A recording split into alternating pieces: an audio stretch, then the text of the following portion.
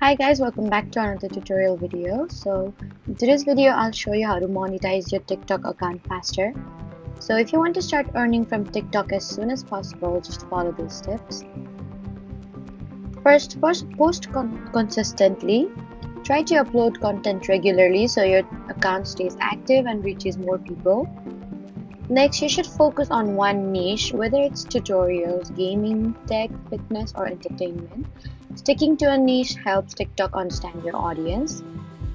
After that, create short videos with strong hooks. The first few seconds are the most important, so give viewers a reason to keep watching. You should also use trending sounds, effects, and formats when they're relevant to your content. Another important tip is to encourage engagement, ask questions, reply to comments, and interact with your audience to increase reach. Make sure your videos are high quality and easy to watch. Clear audio, good lighting, and readable captions can improve retention. You should also post at times when your audience is most active. As your TikTok account grows, check whether you meet the eligibility requirement for TikTok monetization programs.